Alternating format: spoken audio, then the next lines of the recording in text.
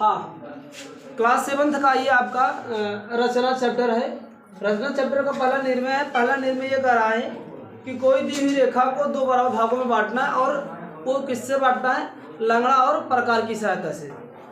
लंगड़ा और प्रकार की सहायता से कोई दी हुई रेखाखंड को दो बराबर भागों में कैसे बांटा जाता है, आज उस पर हम लोग चर्चा करेंगे। तो थोड़ा ध्यान से देखना। दिया है कि कोई भी एक रेखाखंड, मैं यहाँ पर एक रेखाखंड खींच लेता हूँ। आपको ये रेखाखंड और स्केल की सहायता से आपको अपने कॉपी पे खींचना है। कितने भी लेंथ का, आपको कोई डिपेंड नहीं करता, ये नहीं दिया गया कितने लेंथ का, आपको कोई एक लेंथ का 6, 7, 8 जो भी लेंथ हो, आप एक ठोक खींच लीजिए रेखाखंड। ठीक, ये ए भी एक रेखाखंड है, इसकी दूरी मुझे मेजर नहीं की है, मैं ऐसे ही खींच लिया हूँ।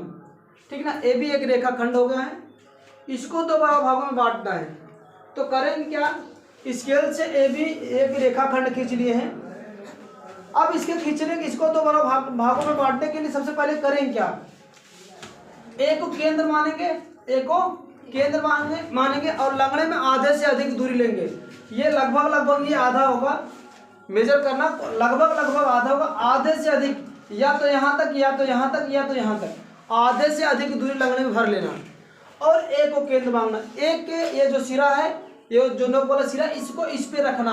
ठीक ना, आधे से अधिक दूरी लोगे तो फिर लेने के बाद एक आप आर्क लगाएंगे। ठीक ना, जो कि मैं एक आर्क यहाँ पर लगा रहा हूँ और एक चाप यहाँ पर लगा रहा हूँ। फिर समझना, ए को केंद्र मानकर रेखाखंड मैंने खींचा, इसका एक सिरा ए हो गया, दूसरा बी हो गया।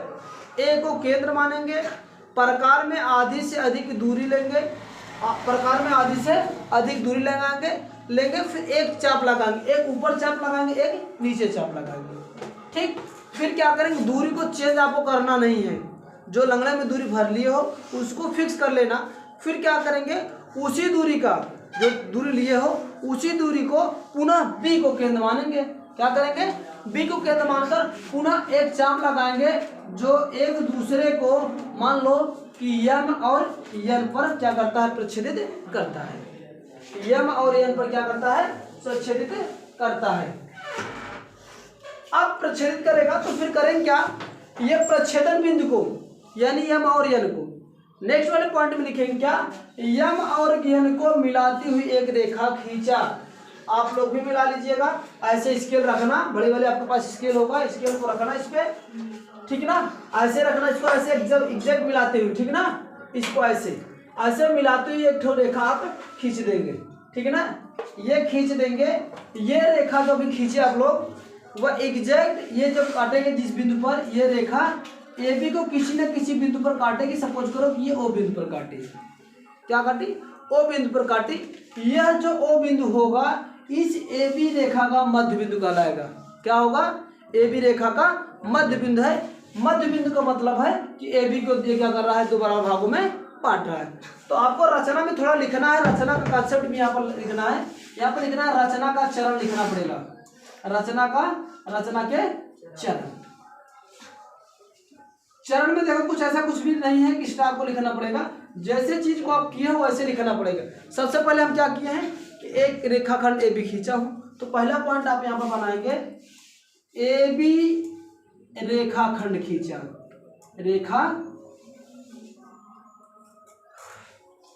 रेखाखंड खींचा। ठीक, खींचा, खींचने के बाद मैंने क्या किया? लंगड़े में आधी से अधिक दूरी लेकर दूसरा पॉइंट यहां पर बनाएंगे क्या? ए को केंद्र माना, ए को केंद्र मानकर ठीक है ना, आधी से अधिक दूरी, आधी से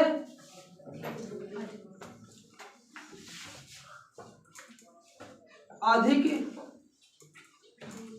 दूरी लेकर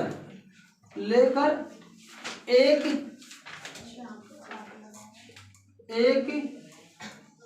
चाप, या एक चाप लिख लो या एक लिख लो आप लोग, अर्धवृत्ताकार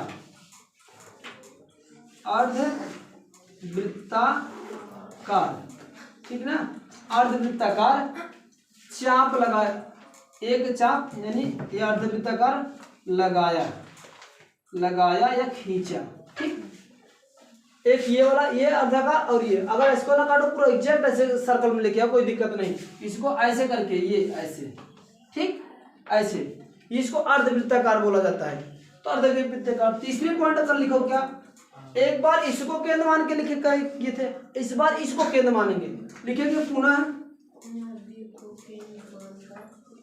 बी को केंद्र मानकर वही दूरी लेकर, अब लिखना क्या, आधी से अधिक दूरी तो ले ही लिए थे, वही दूरी लेकर पुनः एक चाप लगाया। ठीक, जो एक दूसरे को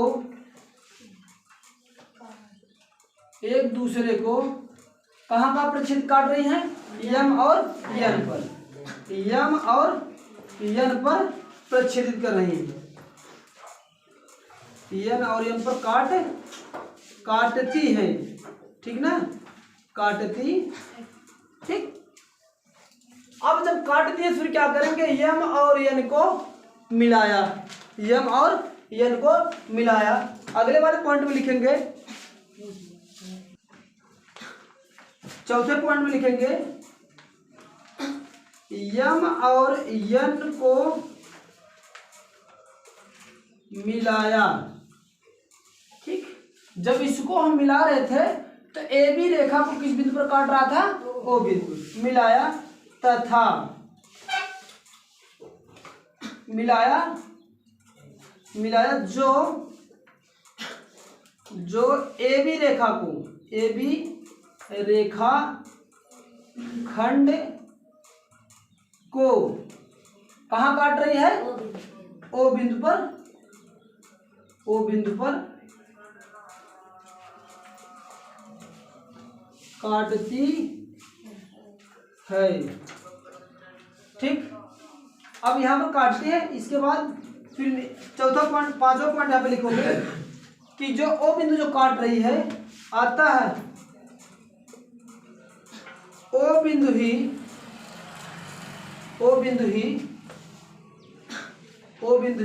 रेखाखंड, मैं रेखाखंड को ऐसे लिख दे रहा हूं, यानी ओ बिंदु ही रेखाखंड ए बी का क्या होगा, मध्य बिंदु है।